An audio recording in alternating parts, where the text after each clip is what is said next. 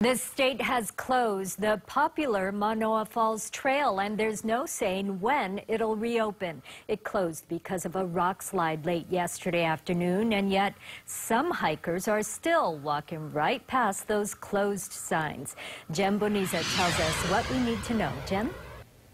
Well, Kathy, thankfully, no one was injured in yesterday's rock slide. The closure of one of Oahu's most popular waterfall hikes is disappointing for visitors, but officials don't want to take any chances.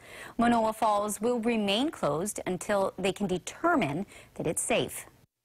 Manoa Falls is beautiful, but as demonstrated by the 800-pound boulders that came crashing down near the falls, it's also dangerous. Roughly 4 or 5 large-sized rocks had fallen on the Aihuilama Trail and didn't quite make it to the Manoa Falls Trail. But it does merit that we have a further inspection done by a professional company. The Aihuilama Trail is on the left, near the base of Manoa Falls. It leads to the upper pools of the waterfall, but it's been closed for years. Even though signs clearly state the trail is closed, it didn't stop visitors from hiking. Yeah. We got to the top of the trail. And who was there and what did they tell you? It was some guy, and he was just standing there stating that it was the rocks were coming down. It is very slippery once you get close to the top, so it's a good idea to close it down. DLNR plans to post a DoCare officer here to prevent people from going on the trail while it's closed. For your safety, it's been closed. Officials tell me they will assess the situation to determine when they can reopen the trail. Is there a general timeline? How long does that usually take? Sacred Falls is still closed, so there's your timeline. The tragic landslide at Sacred Falls killed 8 and injured 50 others in May of 1999.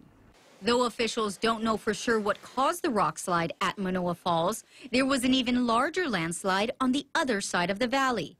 Lowe tells me it's roughly the size of a football field, one of the largest landslides to affect a hiking trail he's ever seen. We are currently assessing that. That did affect our Kolowalo Trail quite extensively. We're probably going to be looking at closing that trail.